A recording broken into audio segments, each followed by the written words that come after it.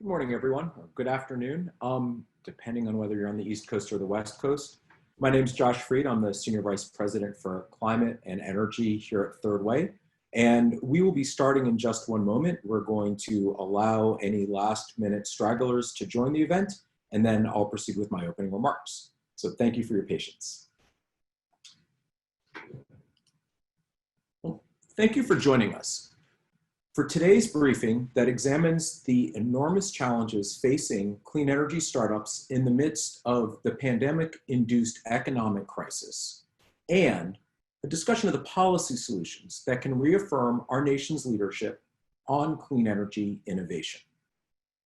The United States is a long-standing world leader in innovation, but when it comes to supporting entrepreneurs through commercialization of clean energy technologies that are needed to fight climate change, our nation falls short.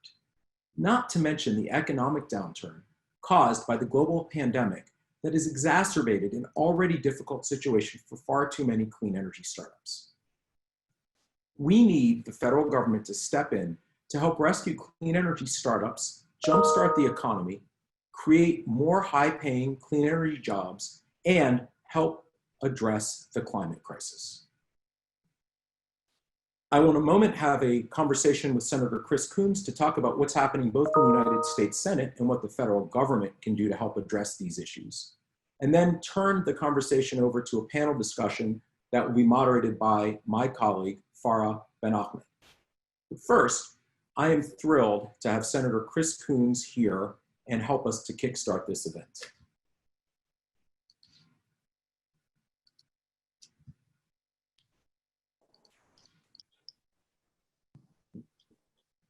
Senator Coons, thanks for joining us today. We really appreciate you taking the time. Virtually since the day he took office in 2011, Senator Coons has been a champion of American small business and the fighting.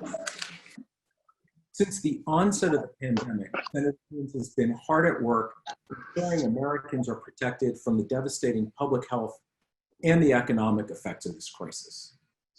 Unfortunately, clean energy startups and innovators have not escaped unscathed. We look forward to this conversation, hearing more about how the Senator and the Senate are working to address this challenge. And thank you so much, Senator, for joining us, and we really appreciate your leadership on these issues during what really is one of the most trying times in our nation's history. Thanks, Josh. Thanks for a chance to be on with you, and thank you for all the different ways in which Third Way continues to show leadership in policy. I look forward to seeing your report on clean energy startups and innovation and to our conversation today.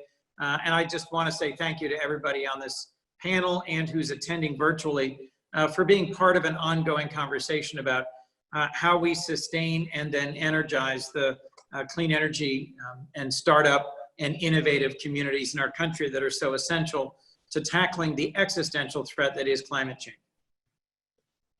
Really appreciate that. Thank you for the kind words. Let's start with the big picture. The US now has almost 143,000 dead and 4 million infected from the COVID-19 pandemic. There are over 51 million Americans who have filed for unemployment benefits. After a week of decline, unfortunately, we're seeing unemployment filings start to increase again. Many small businesses are shutting their doors. Can we get another emergency relief bill from Congress and the President? And is there a sense yet of what that might look like?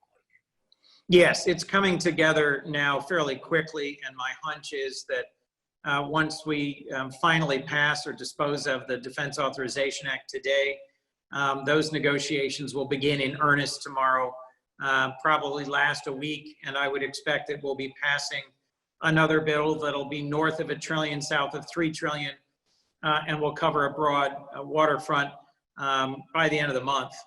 So, you know, first, there's a lot of pressure on the administration and the Republican majority in the Senate to come up with something to respond to the 30 million Americans currently depending on unemployment insurance, for whom that $600 a week federal overage or additional benefit runs out by the 31st of July.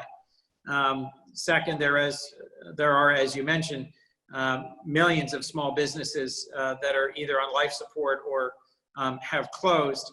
One of the more successful part of the CARES Act package that we enacted, we passed unanimously in the Senate and was enacted 4 months ago, was the Paycheck Protection Program, which has gotten $540 billion of assistance out on the street to 4 million companies. There's other portions of the CARES Act that did not work as well. The Emergency Impact Disaster Loan or EIDL loan program, the Main Street Lending Program, which took far too long to get up and running. There were stimulus payments of roughly $1,200 for families under 75,000. Each of those in some version will make an appearance in the last act of this play. I think this last bill will include an extension of the Paycheck Protection Program, focusing on smaller businesses with a higher revenue loss. You may see additional lending for the EIDL program. You will almost certainly now, with the news today that the Republicans are abandoning President Trump's ill-considered idea of a payroll tax cut, you'll almost certainly see a second round of so-called stimulus payments of $1,200. It may well be to a lower income range, those under $40,000. And then the solution to the unemployment standoff, where Democrats want to extend $600 through the end of the year and many Republicans want nothing, may well be a mix of a stimulus payment and a smaller unemployment insurance payment going forward. That's just a quick overview. I'm also pushing, as you know, national service, doubling the size of AmeriCorps this year and then growing it over the next 2 years as a way to give opportunity to younger Americans to earn a college scholarship, a college tuition assistance, in addition to getting on the ground and helping with recovery and with public health and with hunger and nutrition programs and conservation programs. That's just a quick broad brush view. The single biggest fight we're going to have almost certainly that I didn't mention yet was aid to state and local governments. The HEROES Act passed 2 months ago by the House is $875 billion. McConnell's proposal, which I think may finally be released today or tomorrow, will have zero. And McConnell has floated a very broad liability relief program as a condition of receiving any aid to state and local governments. There's been 1.5 million public employees already laid off. And these aren't, Josh, just faceless bureaucrats. They're teachers and paramedics and nurses at county hospitals. They're folks who administer unemployment benefits or who run libraries or who help reopen our schools safely. So that's going to be a battle royal, and we'll see how it turns out probably in about 2 weeks. Yeah, well, thank you. And I mean, it does show that there are at least an emerging set of bipartisan agreement on key parts of the proposal. I think that the wrestling with state and local aid is, unfortunately, at least right now, it sounds like part and parcel with the broader question about how the administration has addressed the pandemic. And both in terms of, can we start getting is there a path to get assistance to states and localities that are really struggling with mounting budget deficits, and we're going to start seeing layoffs, as well as actions that you're either seeing or you think the administration might take while over the next 6 months to start to get the pandemic under control? Because it's obviously one of the big challenges that small businesses face and the economy is facing, that we're not going to start seeing a return to activity until people have confidence that they can go out and resume some sort of a new normal. Josh, I think your question was about my confidence on the pathway to a vaccine and therapeutic and thus reopening. Yeah, or just administration addressing other issues like, we're starting to see the president talk about masks, I'm sorry. To the extent your question was, do I expect a rational president who actually leads in a traditional way and takes responsibility? No, I don't expect that at all. And I continue to be struck by the extent to which, the lengths to which President Trump will go to just forego any responsibility for a coordinated federal response, whether on testing, tracing, hand washing, masks, you name it. So I do think that in the CARES Act, we appropriated a significant amount of money through BARDA, which is a subset of HHS that funds biologic responses to pandemics and public health challenges, among other things. There are several companies hard at work on promising vaccine developments. We pre-funded the manufacturing of hundreds of millions of doses of several of these with Sanofi Pasteur, with Moderna, with AstraZeneca. and in conversations with other leaders in the bio and pharma sector, I've been encouraged to hear them say that there are several therapeutics under development, in many cases existing drugs like remdesivir, which has ended up proving to be relatively effective at reducing the mortality of COVID-19. So I have some optimism that by the mid to late fall, we will have more effective therapeutics. So although the infection rate won't go down, the death rate will. But then by, I would say, the first or at latest second quarter next year, I'm quite hopeful that we will begin a widespread national and hopefully global vaccination program so that we can return to a robust social life and economy with confidence. Well, that's helpful, and it's nice to have at least a little bit of optimism despite the administration, given the challenges that they present on a daily basis. Let's drill down a little bit. And what is Congress doing to provide emergency relief and looking at more long-term with small businesses, and particularly in startups and those focused on in sectors like clean energy? Let me make sure I understand you, Josh. Your question is, what is currently being done, or what is it that I hope might happen? No, what is it that you hope? I mean, I think you've touched already on a lot that's being done. What is it that you hope can be done? Well, look, my hope, whether in this Congress or the next, is that there will be a much greater investment in innovation and research, both through tax incentives and through explicit appropriations targeted at clean energy and its scaling up innovative solutions to climate. In the short term, by which I mean the next 6 months, I do think that there will continue to be robust loan to grant programs for small to mid-sized companies. There is an active debate going on right now about whether what comes next is $130 billion worth of second round loan to grant through something called the Prioritized Paycheck Protection Program, which I've had a hand in, or whether a bill that Senators Bennett and Young are advancing that has 30 co-sponsors called the Restart Act, which is differently configured and will take a lot more money. So we'll see what they're able to get in the next few days. That's frankly less payroll dependent and more of an operating loan for working capital at very low interest on long term. The specifics of it, I think, are changing today based on conversations I just had on the floor with Senator Bennett and a passing conversation with Senator Young. So the larger point is that we do not yet provide enough incentives to really have anything like the kind of robust innovation ecosystem around clean energy compared to our competitors. The United States has the most enviable, I think, system of national research laboratories and academic and university research in the world, but we have failed to meet the moment and to sustain our level of investment anything like what's happening in China and in some of the European economies, although obviously the COVID recession will cause some realignments along that front. So my hope is that in the next Congress, we'll have both a president who believes that climate change is real and believes in investing in innovation in the United States, and that we'll have a bipartisan coalition that will finally be able to move some legislation. Yeah, let's talk a little bit more about what should be the reasonable request of having a president who believes in climate change and investing in American clean energy innovation. Vice President Biden released his climate plan, his new version of his climate plan last week, and it included a significant range of very ambitious goals. One thing that was striking was that it was well received by groups and leaders both in the center left, and on the left within the Democratic Party, environmentalists, and so on, even as it included previously supposedly controversial technologies like nuclear power, carbon capture.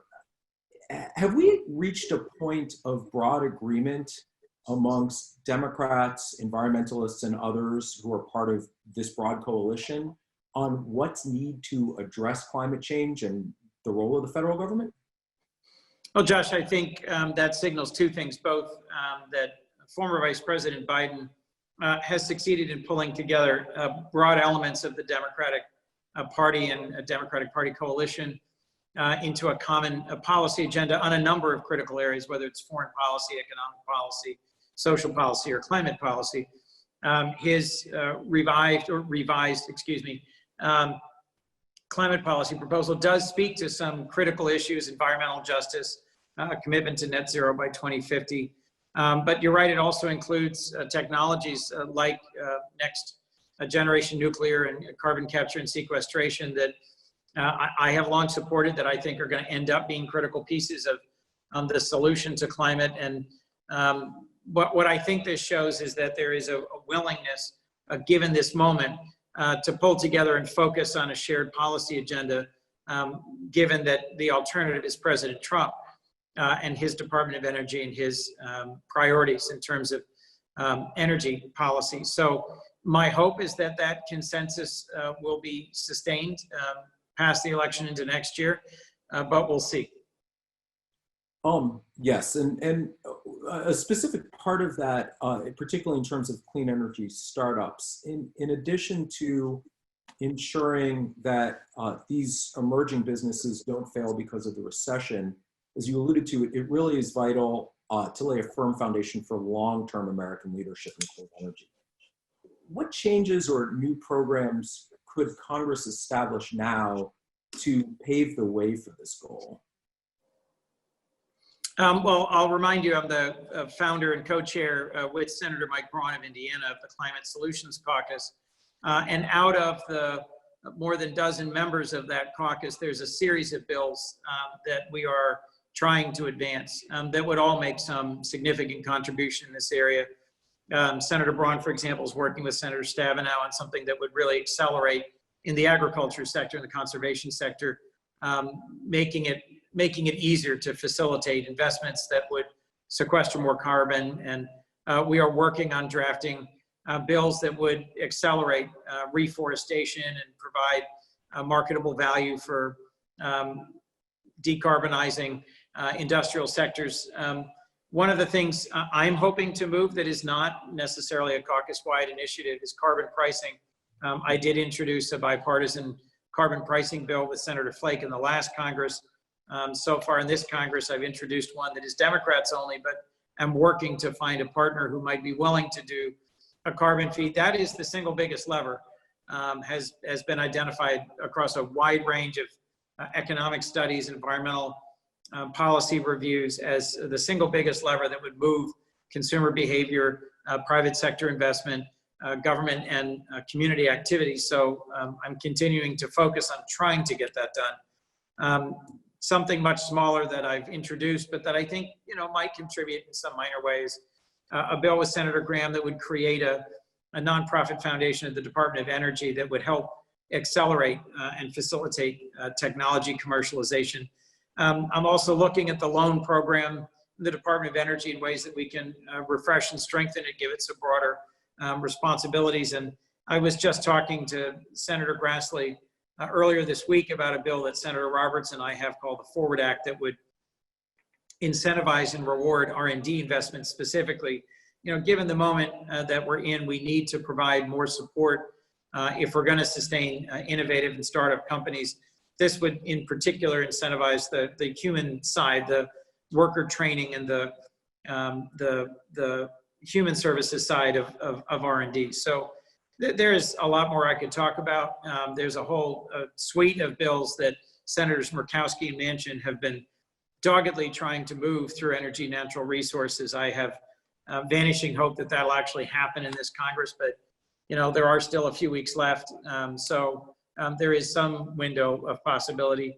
And frankly, one of the things that's hard here, Josh, is retaining any sense of optimism. I was on energy and natural resources now 9 and 10 years ago when most of the bills that are my part of that package were written. And we're not that much closer to getting it done. One that came out of a third way conversation that I had 9 years ago. We now call it Financing Our Energy Future, but it will forever live as the MLP Parity Act in the recesses of my mind. Something that, like my national service bill, everybody likes it, nobody's against it, but getting it over the finish line is maddening. It requires diligence and engagement and a lot of staff work, and we haven't gotten the MOP bill done yet. It did pass the House in their infrastructure bill, so again, there's a small but real chance. It's not dead yet, I'll put it that way. It's hard to remember that it's been 9 years that we've been supporting you and that you've been leading on this, and it hasn't gotten done. And maybe it leans into the same challenges, but with with your leadership in the Climate Solutions Caucus and your point that there are a number of bills that you have Republican sponsors or co-sponsors on. If the former vice president takes office in January and he has this ambitious climate agenda that's also really tailored towards helping revitalize an economy that will still, unfortunately, likely be in a very deep recession, are you at least optimistic that there are enough green shoots with some Republicans that you can get even one or two of them to support this agenda? Or if you can bring the Murkowski-Manchin innovation bill as part of it, they'll at least be open to this? Or is even that a bridge too far given the current state of both Congress and the Republican Party? Well, look, the Republican Party today is the party of Trump, and we have a number of terrific Republican members of the Climate Solutions Caucus who are able and willing to move forward significant legislation. The challenge will be what role in the Republican caucus will be played by a few members who are consistently and reliably opposed to energy innovation. Senator Alexander is retiring. He's played a positive role in advocating for increased investment, particularly in research and development. Senator Barrasso of Wyoming, who has consistently opposed many of these measures, may well ascend to being either chair or ranking of energy and natural resources, which would pose a significant challenge. And who knows what the future holds for Majority Leader McConnell. He is not exactly fond of clean energy innovation. And so securing floor time, if he remains the majority leader, will be a challenge. Even if he's the minority leader, as long as there's a filibuster, he will have the ability to block virtually anything. So it is frustrating. I frankly, Josh, cannot tell you how deeply frustrated I am. Given a handful of really positive, constructive Republican friends and colleagues, that the overwhelming majority of their caucus has not moved on this. The striking thing to me in the last few months that we've done a handful of events for the Climate Solutions Caucus has been the voice of industry in meeting after meeting, several dinners with the CEOs of the largest automobile companies and largest concrete company in the world, the largest oil and gas companies, industrial organizations from the NAM to the Chamber of Commerce to Business Roundtable, are broadly supportive of bold moves like a carbon fee, are broadly supportive of investment in innovation and in technology, and they're just looking for partners and a way to move forward. So I'm just going to move towards a close, Josh, by saying the third way is more relevant than ever and is going to be more needed than ever. If there is a Biden administration, if there is a Democratic majority, I think it will be a narrow majority. I don't think we're going to have anything like 60 votes. We are going to have enactable, measured, thorough and detailed policies that can be moved quickly, that can be introduced, can get hearings, can get marked up, and can get moved, whether through finance, EPW, or ENR. And we're going to look to you for some real help in getting that done, and to the folks on the panel that will follow our conversation to help inform that work. Well, thank you both for the kind words and your leadership and persistence in advocating for climate and clean energy and assistance for both startups and the broad swath of American clean energy businesses that are trying to help address the climate crisis. We always enjoy talking to you and working with you, and look forward to doing it hopefully next year in a Biden administration. Thank you very much. As he literally says, from your lips to God's ears. So great to be on with you. Thank you to you and everybody who's on this call. Absolutely. Thank you very much. Now I'm thrilled to hand over the proceedings to my colleague, Farah Benahmed, Farah will be moderating a panel to discuss the future of clean energy startups and what we can do to help them weather the recession and thrive. Farah?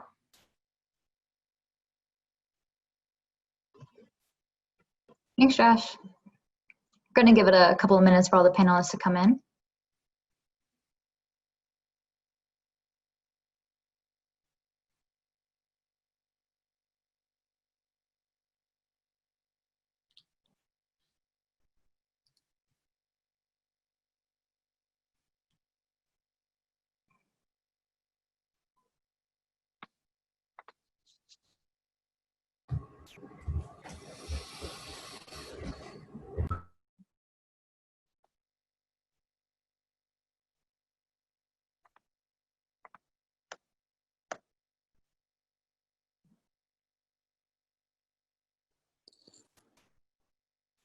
Awesome.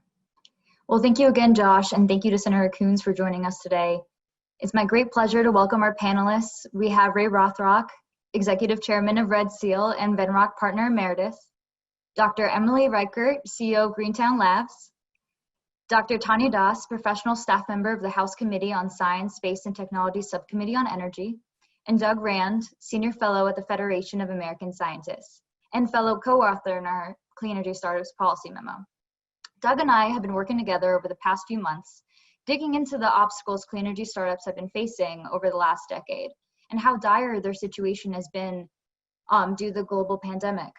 Today, we're pleased to announce the launch of our policy memo titled Rescue, Rebuild, and Reinvest: How to Save Clean Energy Startups. We lay out rescue-oriented policies focused on helping clean energy entrepreneurs keep the lights on, followed by policies that double down on successful startup programs to help us rebuild. Finally, we offer transformative ideas for reinvestment to ensure the United States remains a leader in the fight against climate change. Check out our memo on the Third Way website. And now onto our panel discussion. The panel will run for about 30 minutes. Afterward, we'll hold 15 minutes for an audience Q&A. So please feel free to place your questions in the Q&A box on the bottom while we discuss. Emily, I'd like to begin with you. As somebody that leads one of the biggest incubators in the nation and supports clean energy startups daily, what are some of the biggest challenges facing startups right now as they navigate their way through the global pandemic? Let me unmute there. First and foremost, thank you so much for having me. I'm really honored to be here, and to Third Way in particular for convening this group. And for the policy paper that you just put out, I'd say someone who thinks about these things pretty much every hour of every day, you've really nailed what the issues are and what we need to do to solve them. So grateful to be included in this very important conversation.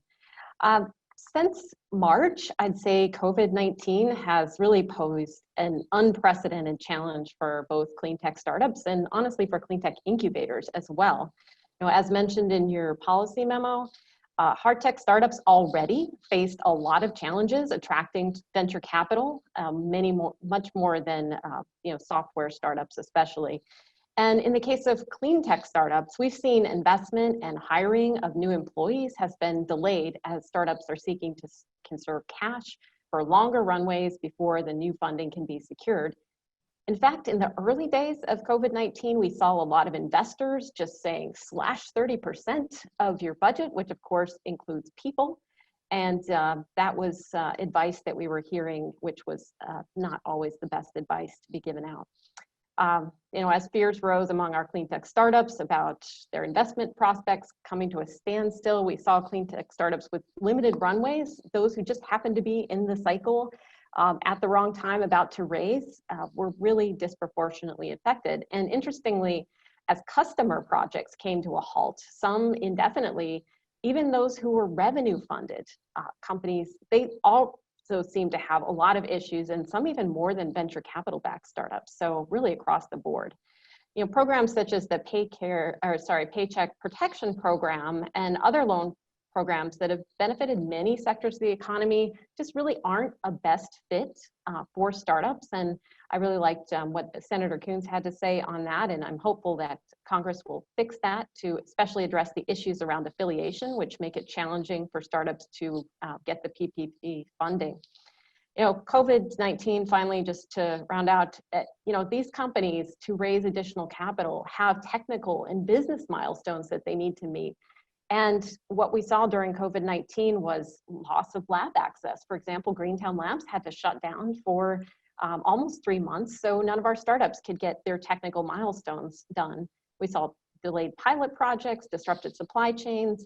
And so all of this means that these startups are in a difficult challenge of needing to continue to make progress, but on a lot of fronts, they are stalled or behind now. And so I think the policies that you outlined in the Third Way policy paper about startups really hit a lot of the challenges, and hopefully will help get clean tech startups off to a better place. Thanks, Emily. That's a perfect segue to our next question. This is for you, Doug. So what federal relief policies that we outlined in our paper can help clean energy startups stay afloat? Thanks, Farah. And it's been terrific working with you on this paper. As Emily said, the economic crisis precipitated by the COVID-19 pandemic has really endangered the success and even the existence of small businesses and startups across the board. And Congress has stepped in to help to some extent, but it's not enough. It's really not enough for any small businesses in our economy, but it's certainly not enough for the kinds of startups and small businesses pursuing tough technology challenges that don't necessarily have revenue yet, and are certainly not lining up for a typical SBA 7A loan. So as Emily said, first and foremost, Congress right now is going to be looking at plussing up the Paycheck Protection Program. There's a number of ways that needs to be tweaked and fixed so that meritorious startups that happen to be venture funded aren't left out in the cold. But I think the other point we try to emphasize is that PPP is not the only game in town. The Paycheck Protection Program, which is this now multi-$100 billion rescue attempt for small business, is really pushing all this money through the Small Business Administration's 7A program. But the federal government is much bigger than just the SBA, and the federal government, including the Department of Energy and lots of other R&D agencies, supports startups already, and does so without the intermediary of a private bank. So our point has been, look, the government already supports and has already invested in a number, thousands and thousands of companies. Let's make sure they don't die on the vine. So for example, if during the national emergency, you are a startup that has already been fortunate enough to receive the green light from a federal agency for a grant, let's not make you wait 2 to 3 months to actually get the money in the bank. Let's bring the Treasury in to make sure you get a 0 interest advance loan so that you can make payroll and get started right away. If you are already a DOE awardee or a NASA awardee or NSF or any other research agency, Department of Defense, let's make sure that Congress moves more money through those channels so that, as Emily said, there's plenty of companies that haven't been able to hit their even government-defined milestones through no fault of their own.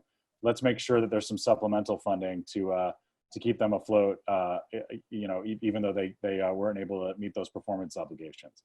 And then, let's be creative with existing programs like the Small Business Innovative Research Program, SBIR. I think for all that program's virtues, nobody believes that every meritorious startup is getting the funding that it needs. There's plenty of meritorious startups that just barely, didn't get selected in the last round because, there just isn't enough money in the kitty. Let's add some more money to the kitty while we're flinging trillions of dollars around, and make sure that, we could have, by our estimate, increasing that program's kitty by 10% would allow the Department of Energy to pump $30 million into 300 additional clean energy small businesses overnight.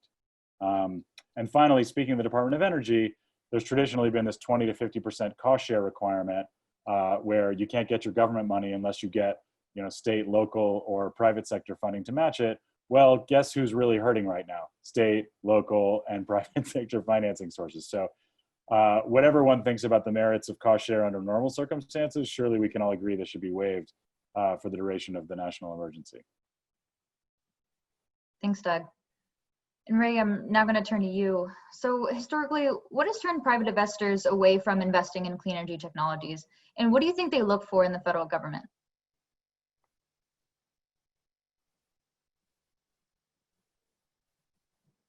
There we go. Thanks a lot for that question. It's nice to get a reminder. That's new. I'm going to pile on some of Doug's points here in a minute. But to answer your question quite specifically, look, early stage energy projects are very hard. They have a high failure rate because stuff doesn't work. It's a little bit like drug development. A lot of drug deals fail after lots of money has been invested. The thing that really pushes the sort of professional VCs to other areas is, look, they have a finite amount of capital. They have essentially an infinite amount of things to invest in, and they have an obligation to their limited partners to generate a return, to make money. And unless it's an extraordinary early stage energy deal that has, prospects to be very big in some reasonable amount of time, they'll go to other things in order to fulfill that obligation they have to the LPs. So it's very hard. And so part of it is, what's the use case that these companies are bringing for the investors to invest behind? How has it, at Venrock, we say we have this concept called a glimmer of greatness. And what does that mean? Glimmer of greatness means, does the company have to invent something, have a miracle, or some other things magically have to happen for it to be successful? And for that to occur, the entrepreneurs in the company have to lay out a credible path, a credible financial strategy that doesn't demand the entire US government budget to get it done in a reasonable time. And the use case at the end of the day, if it works, has to be very big. That sounds easy, but it's extremely hard. And then remember, at the end of the day, look, these VCs, myself included, we have to make money. This isn't charity. And I'll just tell you some staggering statistics. In 2012, I retired from Venrock in 2013, but in 2012 we did a study on all the successful public energy companies. At that time, there were 32 public IPOs in energy. I don't know how many, probably 1,000 had been funded, but 32. I would ask you, and you can probably know the answer, but just because of the way I'm asking it, how many of those companies made money for their investors? And the answer is one. Only one out of 32 public companies. And that company was, of course, Tesla.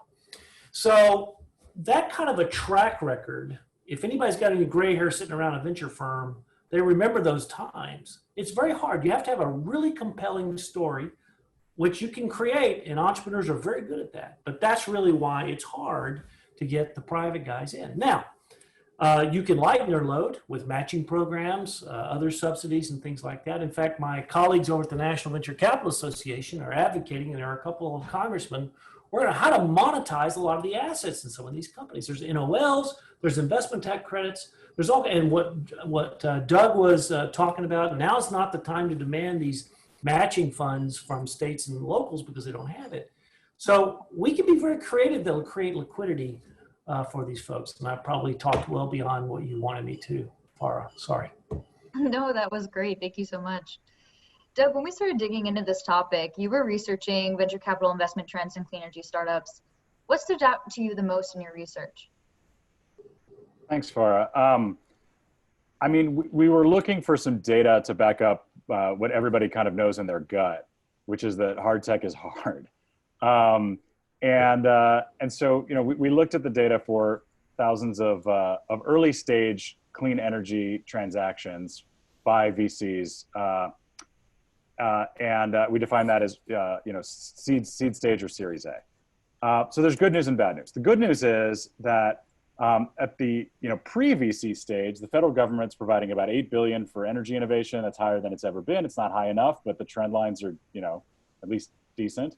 And then, once you're over the hump and you have a commercial technology, the capital markets, without any subsidy, are providing some $66 billion in investments in mature clean energy technologies across the United States. The problem is in between. It's been called the Valley of Death. I think that's putting it too mildly. It's a yawning chasm.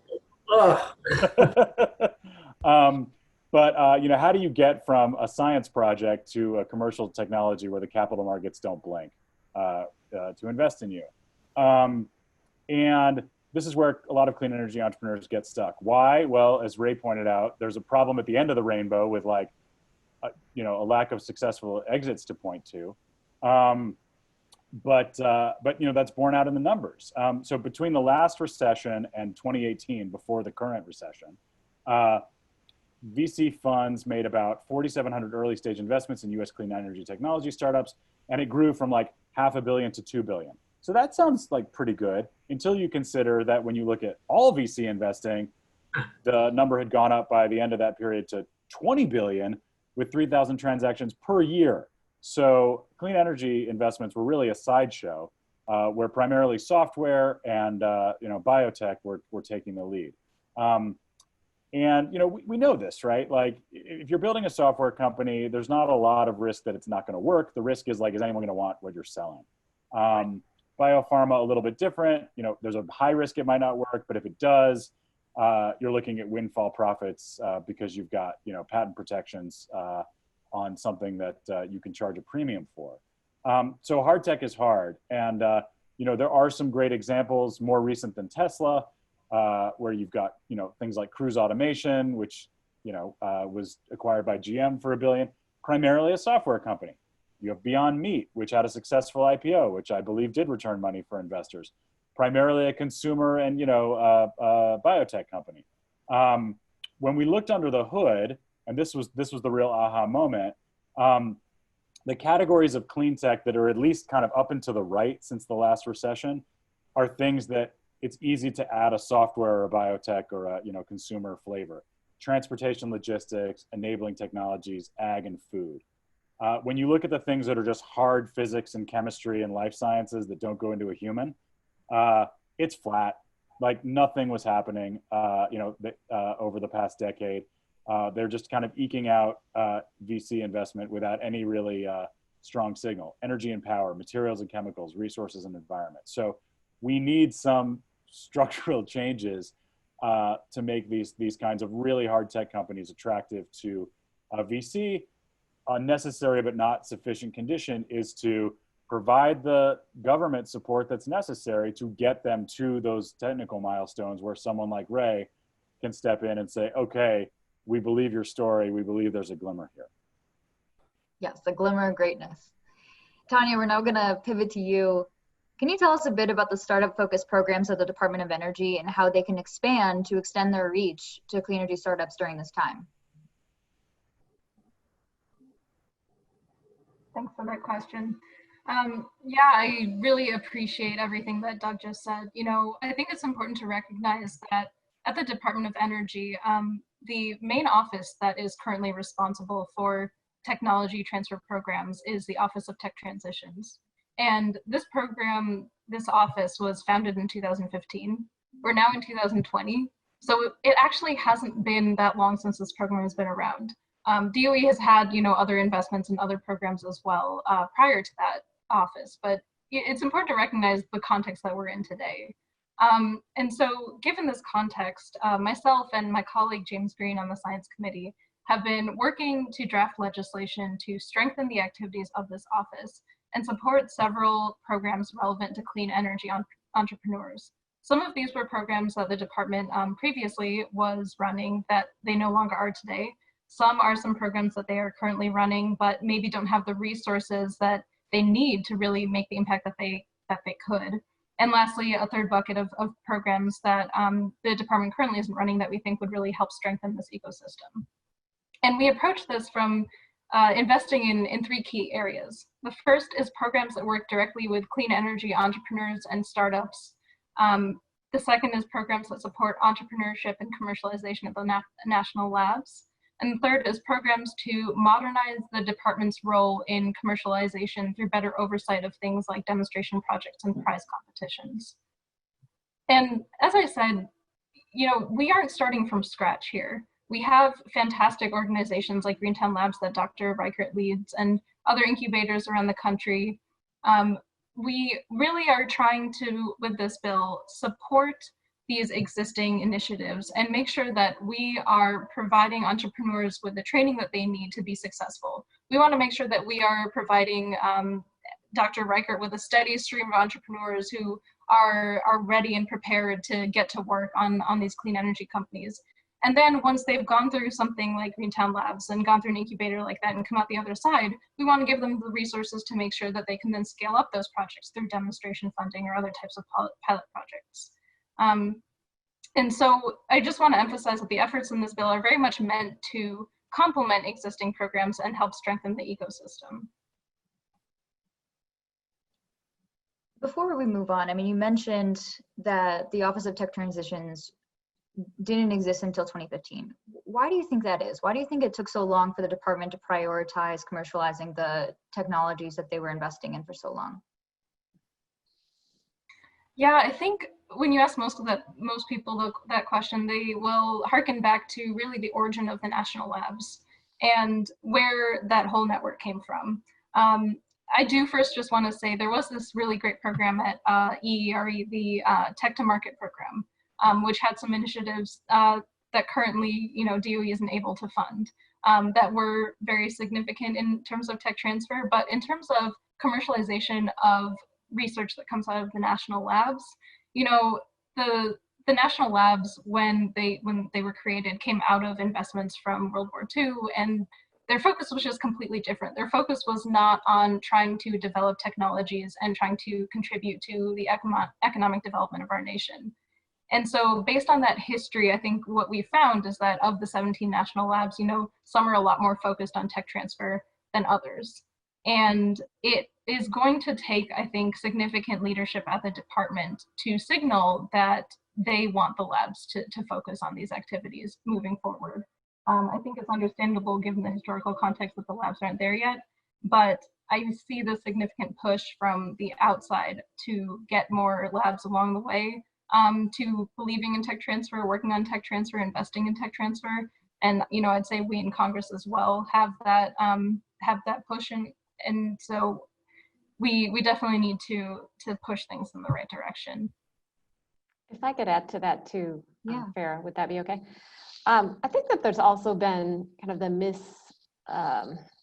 mistaken assumption that the private sector is going to handle commercialization, and that things that are starting in laboratories or universities are going to somewhat magically turn into products.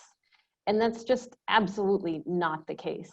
And so I think that some of the programs that Tanya just outlined, and sadly some of the statistics that Doug just talked about, really show that there is a huge gap there, and that gap can be met by investing in an ecosystem. And when I listen to Doug's comments, I go back to thinking, what has been Greentown's experience? So we get these early stage companies coming out of the university.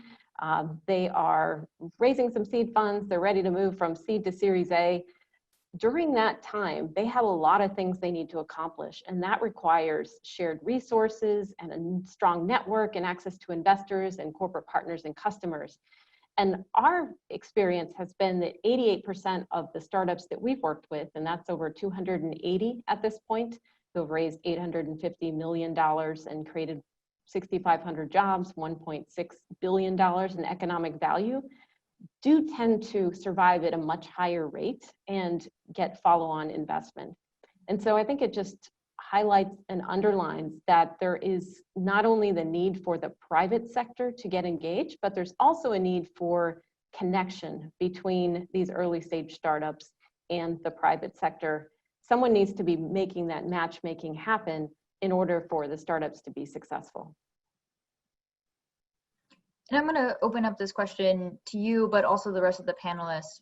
Going off of what you said about how the federal government needs to better coordinate, how can they partner better with state and local governments, academia, and the private sector on these issues? What can they do? I think the best example I've seen, and what I would say that this is the power of the government to convene more than anything else, is a bill that, or a program that actually came out of Tech to Market that you mentioned at DOE a couple of years back. I believe it was around 2014, called the National Incubator Initiative for Clean Energy, or the NICE program. And what that program did was it actually brought together incubators from across the nation and built a network called the Incubate Energy Network. And that network connected not only the incubators themselves, but this entire community of resources that these incubators had access to, whether it be their network of corporate partners, investors, the startups themselves. And this original program that was funded by DOE and probably just $1 million or $1.2 million has led to a relationship between incubators across the country that has spanned now almost 6 years. And so I think that it's bringing people together to share best practices, to understand what resources are out there, to leverage one another's expertise, and most importantly, to help startups find their way to these resources. That's what all these clean energy incubators do, but we need the government to come together and provide that catalyst to help convene us. And that is a really important part of what that National Incubator Initiative for Clean Energy did, and what the National Clean Energy Incubator Program that's proposed in the Energizing Technology Transfer Act, I believe can respur as an opportunity to connect incubators and share best practices across the country. Does anyone else have anything to add here? Yeah, if I could hop in, I really appreciate those comments. And one other initiative I want to mention that's in this draft legislation is a proposal for regional and clean energy innovation partnerships, which I think dovetails so nicely with what Dr. Reichert just said. So much of this, I think, is about building capacity, building connections, building partnerships. And the reason why I really love the concept of regional innovation is because it really empowers communities to figure out what's best for them in order to get the most bang for their buck, in order to get the most economic development, because communities know their own resources the best. They know what is going to be most beneficial for them. And so, that's why I think when I saw this announcement a few weeks ago from Greentown Labs that they were expanding to the Houston area, I just thought, that's such a phenomenal move that you made, Dr. Reichert, but also it was smart because it was looking at the region of Houston, which already has so many great assets and resources in energy technology. But of course, there are gaps. And a major one was this. A major one was that there wasn't a really strong clean energy incubator in the area. And the whole concept of regional innovation is about bringing together these different things, universities, community colleges, incubators, the local government as well, to really come together and decide on a plan for making significant progress on a particular area like clean energy innovation. And so I think this is key right now, given the context we're in with COVID-19, because economic recovery is so important right now. And we know folks are suffering, many people have lost their jobs, many people have lost loved ones, and we need to put them at the center of this conversation. And to me, investing in programs like incubators and regional innovation are a really good way to bring economic development to areas that aren't just Silicon Valley when it comes to technology, and really bring that all over the nation. Farah, can I just pile on there? So I think all those are great points. There's one thing that hasn't really been highlighted so much, and that's attracting local capital. And here's why local capital is so important, because when I was based in New York, I'd get a phone call from someone in Kansas City about a deal. An entrepreneur somehow found me.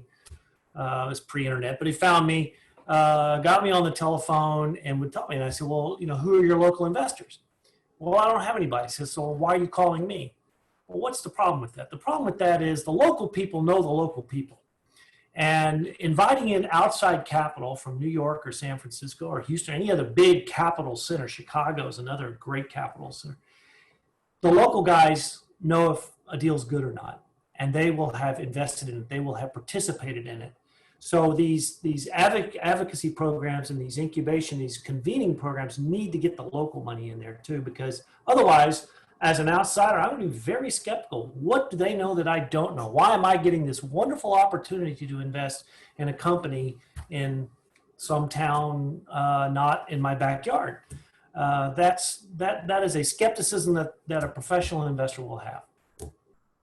At the same time, I'd argue that there's an importance of building bridges between investors in different geographies. Completely. And one thing that we're trying to do with Greentown Houston is actually help a bunch of angel investors that already exist in the Houston area get smart on how to invest in the energy transition and in clean technology. And we're going to do that by bringing investor angel group heads from Boston to train up folks that are in the Houston ecosystem. And so then we're going to be building a bridge that spans not only a group that's based out of Boston and New York, but one that is now going to be built in Houston. So I like to think about building bridges wherever we can. And I just always come back to, it just takes a village to do clean tech startups, to help them. And we just need everyone fighting for them on their side, whether it be investors or corporate partners or government. It is very hard, as Doug said. And don't forget though, I mean, there's plenty of angels, but the real money is on Wall Street. And so you got to have not just a bridge, but a super highway into the Wall Street connection. Amen to that. And on that note, Ray, there have been recent announcements of large-scale investment initiatives in clean energy from organizations like Prime Impact Fund and Amazon. Do you think that this is a start of a new wave of capital toward climate solutions? What do you think? Where do you think private investors are headed? I think it is actually. It's quite good. I saw where Apple's announced right by 2030 there'll be. So I mean, these are massive initiatives, and when big companies get behind that, investors always say, "What do they know that I don't know?" And they'll get very excited by it. So Prime, for example, Matthew Norton used to work for me at Venrock, and he's always been an energy passionate guy. So passion plays a big role in starting these entities. And they're exclusively focused on energy. Not everybody is. But I think there will be more. It reminds me of the early days of venture capital when it was really mostly wealthy families. And in those days, there were only 100 wealthy families. Today, there are about 5,000 wealthy families. And many of the groups that invested in Prime, for example, are wealthy family offices. So it's when, you know, a sophisticated wealthy family says, well, I'm going to take 1% of my assets and invest it in very long-term things that are going to benefit everybody. I may make money along the way, but I'm not going to be living off that investment. That investment is for society. That is a mentality that is hard to find in a lot of corners, but that's what got venture capital started back in the 70s. Thanks, Ray. So I'm going to start turning to our audience questions, and I'd like to encourage others to put in their questions in the Q&A box. One of the questions we have here, it's with the Chinese economy and some European economies recovering even as the US continues to stagger under the weight of the pandemic, how much should we be worried about the long-term viability of American clean energy innovation? Is there a risk that we might lose a generation of companies or innovators? Emily, do you want to take that one? Yeah, I can start there. I think that if we are not being serious about our investment in this field as a nation, yes, we are going to lose out. There's no question about it. You know, you see from a top level policy perspective, certainly there are very strong signals, market signals, policy signals that are happening in other places in the world that are not happening in the United States. And business and entrepreneurs see those signals, they hear those signals. So I think that we're lucky that there is a many-fold group of just passionate individuals who are willing to fight the hard battle to be entrepreneurs in the clean energy industry in the United States. But I think that we are really missing an opportunity if we don't continue to and double down and then some on not only the investment, but the policy that backs that investment. So I think that we can definitely do better, but I think we're also lucky that there is a lot that startups are already doing, are already fighting that battle, and I don't see them giving up, but they could have it easier if we were more focused on this field. Does Yeah. anyone else? Go ahead, Tanya. Yeah, I would just jump in and say one thing that we really need to recognize is how much of an economic opportunity this is for our nation. You know, countries all across the world are recognizing the importance of addressing climate change and developing these clean energy technologies. And so what that means is that we have the opportunity to lead this if we want. We have the opportunity to innovate, design, manufacture here and export, you know, all over the world. But, you know, to Emily's point, we're not going to do that unless we have a coordinated strategy, unless we are investing at the levels we actually need to do to pull this off. So I just want to emphasize, it's not just about, you know, whether we have the talent here, because we do, but it's about the opportunity that this would be for our nation. You know, we've done it before. You know, we had the space race way back when, where we really just showed the world what we could do. And to me, clean energy is similar. Like this is a huge opportunity. Love that. And I would have just said we have more talent than we're using. There's so many people, you know, who maybe still be in grade school or college or grad school at this point who want to pursue this path, whether as a clean energy entrepreneur or an early employee or technologist. We are not making the investments like we did during the space race, to put it mildly. There are some really ambitious proposals that Farah and I outlined to really build the pipeline from K-12 all the way through higher education for a new generation of clean energy technologists and entrepreneurs. And we have to make sure that equity is built in all along the way, because one of our immense advantages as the United States is the diversity of perspectives and backgrounds that our people can bring to bear. And if we ignore that, we're leaving an immense amount of innovation and economic growth by the wayside. I love what you said about diversity. We have another question here related to that. The Washington Post had an article this morning detailing the challenges Black innovators face in trying to raise venture investment. Are there steps the venture capital sector or the government can take to help increase equity and diversity in who gets investment?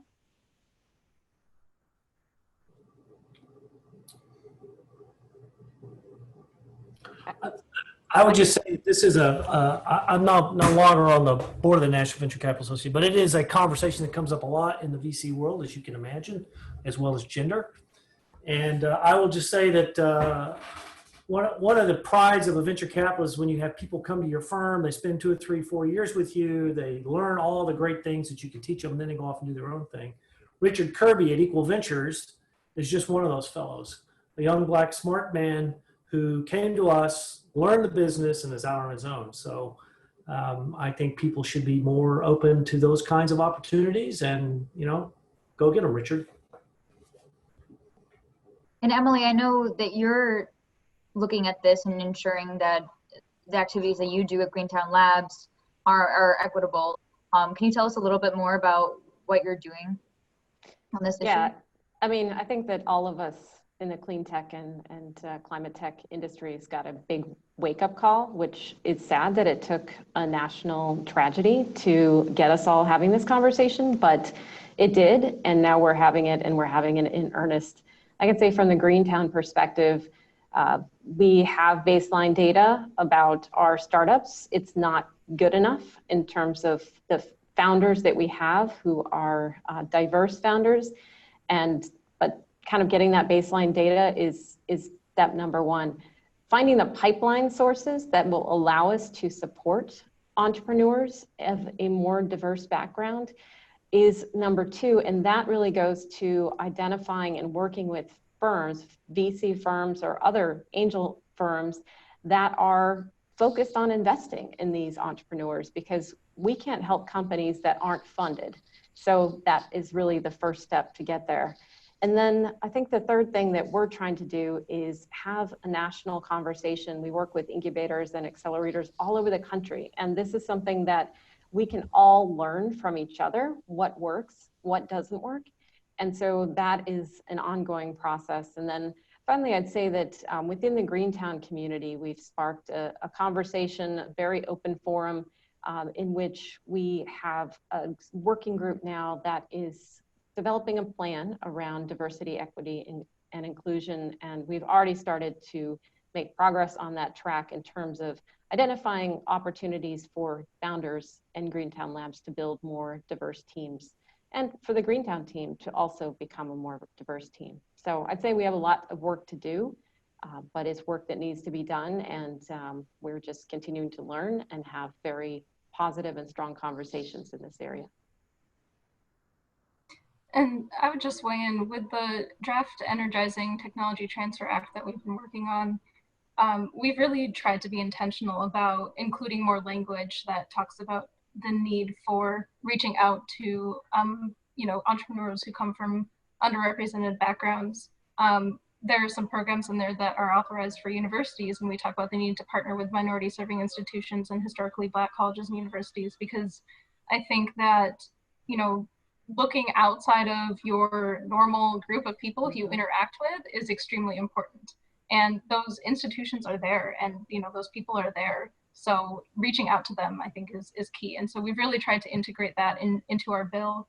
And we've also had a focus on developing the right technologies for communities who, you know, frontline communities and low-income communities who often do not benefit from clean energy technologies, who maybe need different solutions or different approaches. I think that developing those technology solutions is as important as ensuring that we have a diverse pipeline of folks working on those solutions. Thanks, Tanya. I would only add to everyone's really spot on point so far that there does feel like there's something of what I hope is a sea change in the venture and tech world broadly over the past 5-6 years. And hopefully it's accelerating in terms of just confronting the inequities inherent in this entire enterprise. Because there's kind of two common escape hatches that I think investors and you know, policymakers and technologists have used for too long.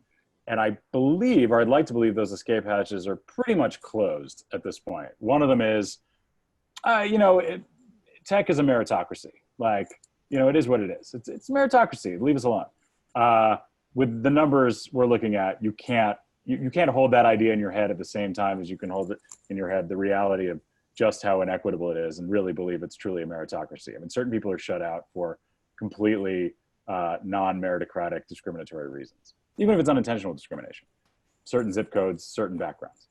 And then the other escape hatch is, you know, maybe we're not a meritocracy, but it's a pipeline problem. It starts in kindergarten or pre-K. Talk to us in 20 years when the pipeline looks better, and we'll totally, you know, get on the stick. And that's just clearly insufficient. There's plenty of talent that's you know, raring to go and just can't get the meeting. And so it's important that everyone, and we're seeing this happening. I mean, at the accelerator level, at the investor level, at the angel level, you know, people are trying harder. Maybe not everybody, maybe not trying hard enough yet, but actually doing the legwork to make sure that those doors are open and that the talent that's already out there, not 20 years from now, is getting a shot at funding and support. And I think a final important point I'd make there is that there are lots of good organizations already doing good work to build pipelines and to bring folks into innovation and entrepreneurship that are traditionally underrepresented. And so one thing that I think that the government could do, and I think this is along the lines of what Tanya said, is incentivize groups that are not get there yet to work with groups that are already doing good work. And that gets back to the power of convening and bringing people together. The worst possible thing would be for an organization like Greentown Labs to reinvent the wheel that someone else is already doing a good job with.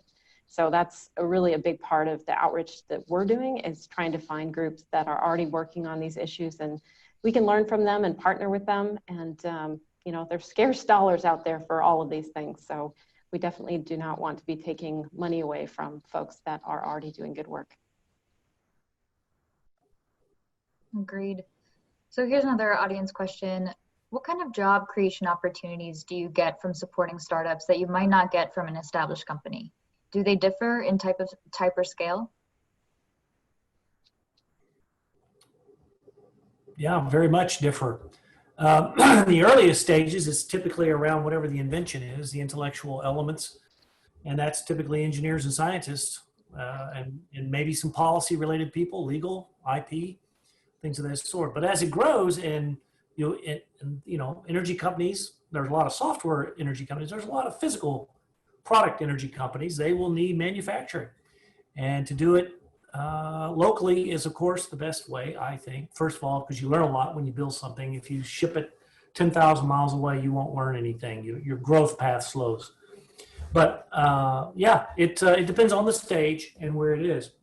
And of course, to scale very large, I mean, to go to millions of units, if that were to be the case, you'll need a lot of capital and probably more than just one plant. Look what Tesla's done with their Nevada plant, and now they're moving to Texas as well as in Fremont. They've got a manufacturing plant. So you just have to do it. But that's how it works. I think it's no mistake that, there's no mistake that there's a lot of entrepreneur programs out there for students of all ages and people trying to learn entrepreneurial skills. And that is because it's probably the best possible training you can have for work and for life. To be part of a startup means that from the very beginning, if you are on the founding team or one of the early folks that is in the door, you're doing so many different things on a very fast time scale, often with a great deal of uncertainty, and you grow very nimble and able to problem solve rapidly in your approach. So I think I'd look at it more from the perspective of strong life training to be part of a startup. That's certainly something that I see over and over again in the folks that we work with and help at the incubator. These are just incredible people, and they become more incredible people as they grow the companies that they started out just a small team. Team becomes 40 people, eventually becomes many, many more. And every stage of that startup's lifetime is a whole new skill set that needs to be learned. Thank you, Emily. That's awesome. So we have time for one last question. There's a positive one here. What clean energy technologies in the startup phase are you all excited about?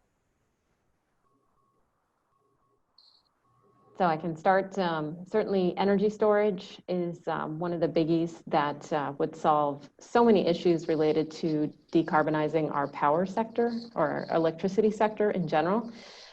If we can get energy storage down to a cost that it makes sense to have it be at large scale, and we have companies that are working on this, including Form Energy that just announced a pilot in which they have a battery system that can have utility scale storage that lasts for several days versus just a few hours of lithium ion storage that would be more typical.